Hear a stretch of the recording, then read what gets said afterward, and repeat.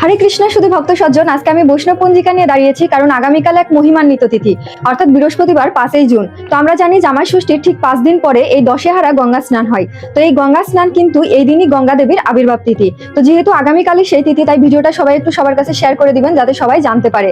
তো এখন গঙ্গা স্নান কিভাবে করবেন, গঙ্গা স্নান সংকল্প মন্ত্র, স্নান মন্ত্র এবং কি মন্ত্র বলে হচ্ছে ডুব দিবেন, প্রত্যেকটা মন্ত্র আমি এখানে ডেসক্রিপশনে দিয়ে দিব, প্লাস কমেন্ট বক্সে দেওয়া থাকবে।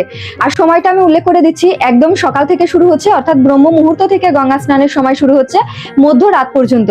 তাই আপনারা যে কোনো সময় গঙ্গা স্নান আগামীকাল করতে পারবেন। আর এই গঙ্গা স্নান করার মাধ্যমে বিষ্ণু পুরাণ, অগ্নি পুরাণ, ব্রহ্মাণ্ড পুরাণ বিভিন্ন জায়গায় এই গঙ্গা স্নানের মাহাত্ম্য বর্ণনা করা হয়েছে, কারণ এই দিনই গঙ্গা দেবী আবির্ভূত হয়েছিলেন মর্তে। অর্থাৎ আমরা জানি যে রাজা ভাগীরথীর তপস্যার ফলে গঙ্গা দেবী পৃথিবীতে আবির্ভূত হয়েছিলেন, কিন্তু সেই ডেট ছিল অক্ষয় তৃতীয়া। কিন্তু সেই অক্ষয় তৃতীয়ার দিন কিন্তু গঙ্গা দেবী সরাসরি পৃথিবীতে এসেছিল না, সেদিন মহাদেব তাকে জটায়ুতে ধারণ করেছিল। পরবর্তীতে তাকে এই যে কালকের যে তিথি, সেই তিথিতে তাকে পৃথিবীতে স্থাপন করা হয়েছিল। তো সেই জন্য কালকের তিথিতে অত্যন্ত গুরুত্বপূর্ণ। এই তিথিতে কিভাবে স্নান করবেন, তো প্রথমেই বলি, কেউ বাসি কাপড়ে অর্থাৎ বাড়ি থেকে আগে স্নান করে পবিত্র হয়ে তারপরে আপনারা স্নান করতে যাবেন, এবং সাথে করে ফুল এবং হচ্ছে প্রদীপ, আগরবাতি এগুলো নিয়ে যেতে পারেন।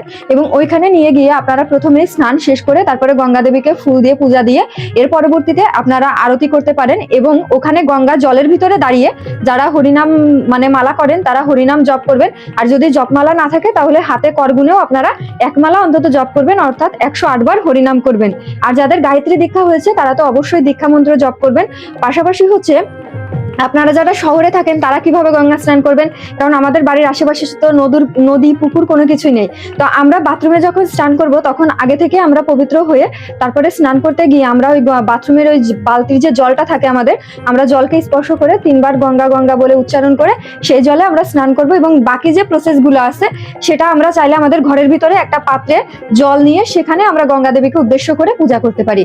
এবং আমি প্রত্যেকটা মন্ত্র এখানে ডেসক্রিপশনে এবং কমেন্টে দিয়ে রাখবো, আপনারা দেখে নেবেন। আর সময়টা আবারও বলে দিচ্ছি, আগামীকাল 5ই জুন একদম ব্রহ্ম মুহূর্ত থেকে মধ্যরাত পর্যন্ত সময় আছে।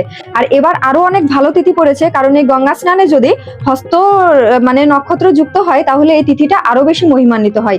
তো আমার আসলে ভিডিওটা দিতে একটু লেট হয়ে গেল, কারণ আমি ওই বিষয়টা মানে ওইভাবে ভেবে দেখেছিলাম না, কিন্তু এখন দেখছি এটা অত্যন্ত মহিমান্বিত তিথি। তাই ওই কারণে আপনারা চেষ্টা করবেন আগামীকাল অবশ্যই এই গঙ্গা স্নানটা ঠিকভাবে পালন করার। আর ভিডিওটা অবশ্যই শেয়ার করে দিবেন। হরে কৃষ্ণ।